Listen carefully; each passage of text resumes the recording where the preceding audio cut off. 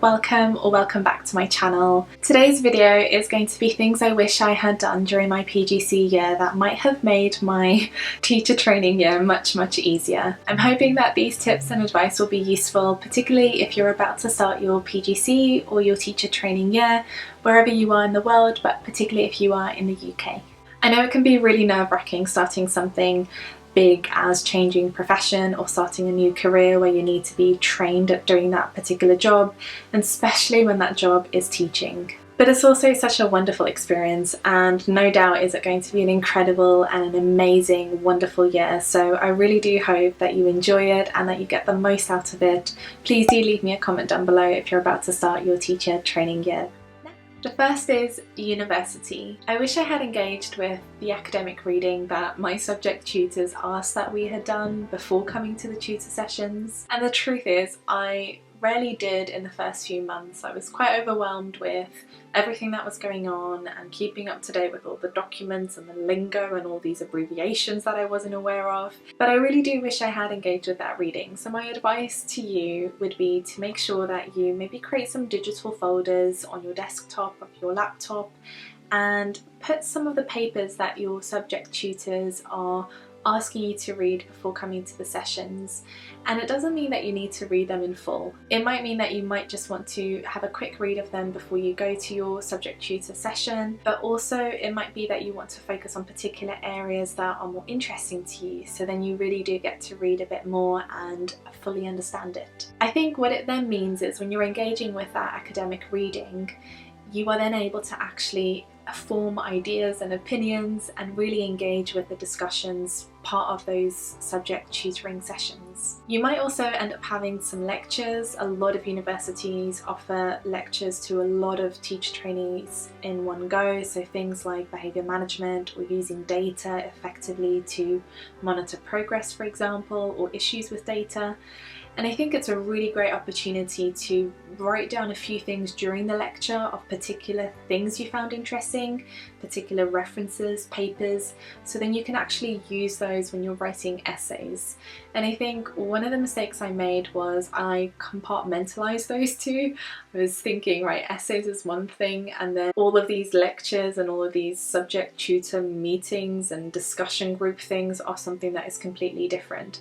But in reality, they really do cross over, and I think it's such a great opportunity to form the links and the connections and to do a lot of that legwork beforehand, and particularly in the beginning of your teacher training, because it's really going to make those essays much easier to write, because you are going to have done the bulk of the reading and have formulated opinions well in advance, and that confidence that comes with those opinions, so that you're able to then write it much more eloquently, much more confidently, and actually make an impact with those essays and get the grade that you potentially deserve.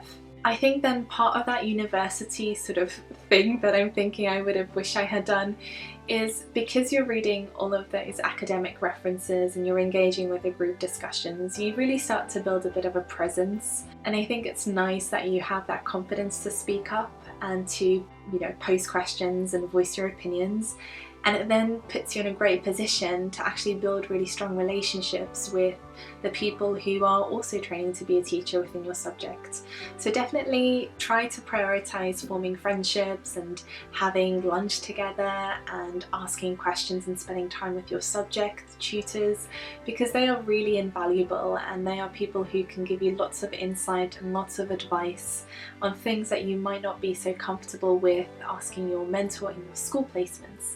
So really capitalising on that university experience, I think, is a wonderful thing, and I wish I had done that a little bit more. The second is to do with the school space and the school experience. Now, I think I was quite guilty of working a lot from home or from coffee shops or outside places of the school, and I tried to think of the school as this place that I went to fulfill my timetable that my mentor had given me. So the timetable that has all of the lesson observations and the classes that I'm going to teach, I thought that that's what I was there for. But in reality, I'm there to experience the whole school in its entirety. And so I think I missed out a little bit on utilising the workspace and the workroom and spending time there and familiarising myself with the school site and with, the staff at the school. And I wish I had done that a lot more. I wish I had come in earlier and stayed a little bit later and sort of had a bit of a peruse around the school during lunchtime and break time and spoken to different people. I would definitely encourage you to do that, especially if you're about to go to your school placement, or even if it's your second placement and you wish you had done things differently in your first placement. I think it's such a great opportunity for you to form those relationships and spend time in the workspace, or think of that space as it's your job space, as it's a place that you belong at, and it's not something that you need to be checking in and out and not really utilising and maximising. And within the school setting, actually, I think it's a really important thing to really make the most out of being able to observe others teach.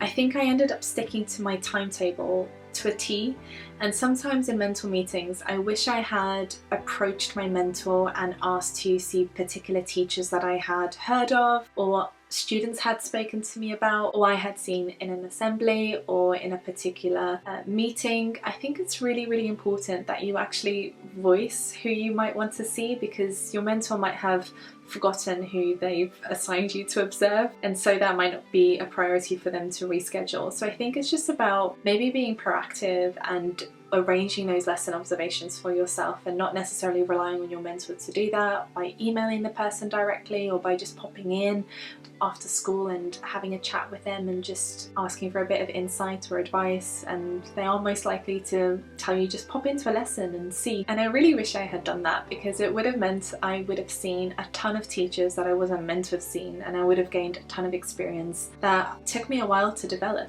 Because being in a school means that you start to formulate your own opinions and your own ideas, because you meet lots of different people and you see lots of different things. And I think that makes you a better teacher, and it makes those things that you discuss at university so much more meaningful, because you're really seeing them in practice. I think if you're sticking to things, you know, so rigidly, which is definitely my personality, I think sometimes you miss out on that holistic experience. So really maximize and capitalize on that. I think it's such an important part of your school experience. The third thing I wish I had done is engage with CPD much earlier on. I thought CPD was this thing that was somewhat unattainable for me as a PGCE student, because I was already bombarded with things from my university and also from my mentor within my school placement. But actually CPD can be such a great opportunity, because it gives me an insight into what it's like to be a teacher already, and it gives me such great links and useful books that I can read. And now obviously as a teacher I love CPD, and I find it so useful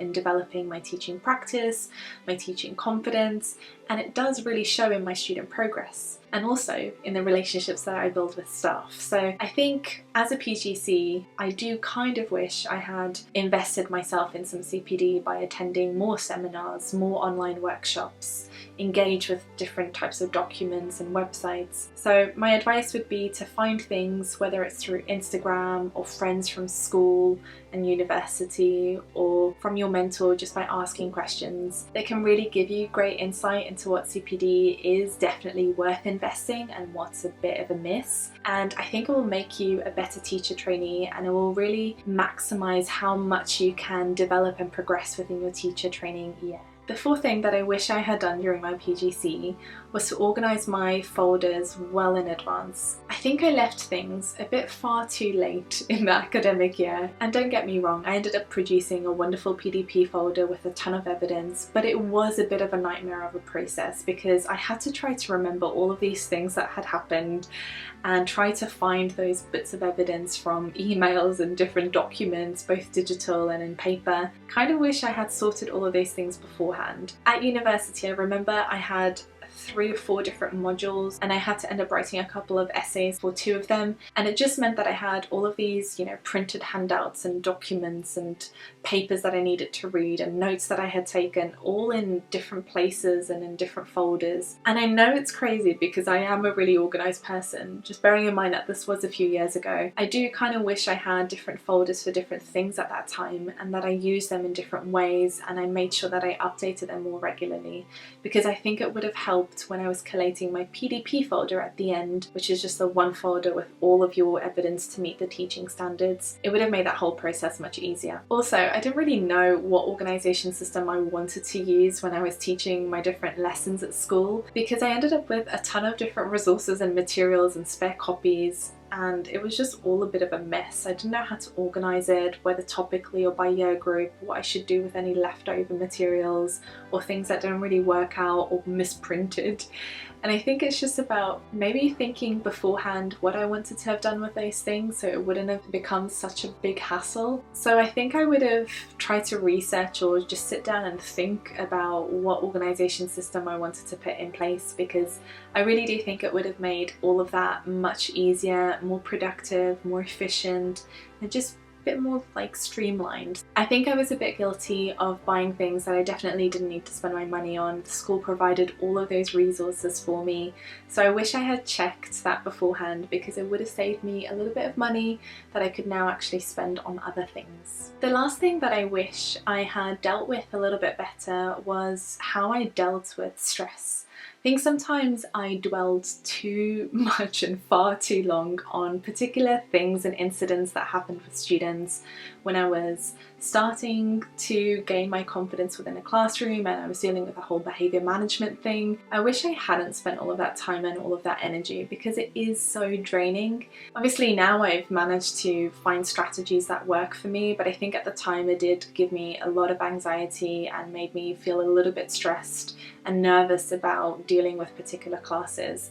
So I wish at the time I had, taken a bit of a breather and spoken to someone about it, and also just instilled a few habits to do with self-care, because I think it would have helped me deal with those situations a lot better and not dwell for so long on them. I did end up making a how to avoid teacher burnout video, so you can check that link up here. I think I did end up summarising a few strategies that works for teachers, but I think it might be useful if you are training to be a teacher to watch that, so you've got a few points as to what you can implement now during your teacher training year. Yeah, so those are the things I wish I had known during my PGCE year. I really do hope you got something from there and you enjoyed the video. If you did, make sure to give it a thumbs up and don't forget to subscribe to the channel. I post weekly videos. I'm a science teacher in the UK, by the way. My name's Sofia, and I make videos about teaching and learning. I give advice to NQTs, PGCs, anyone who's training to become a teacher. I make teacher vlogs, and I also share the occasional productivity and organisation hack videos. That is it for today. Have a joyous and a beautiful day, and I will see you next week. Bye!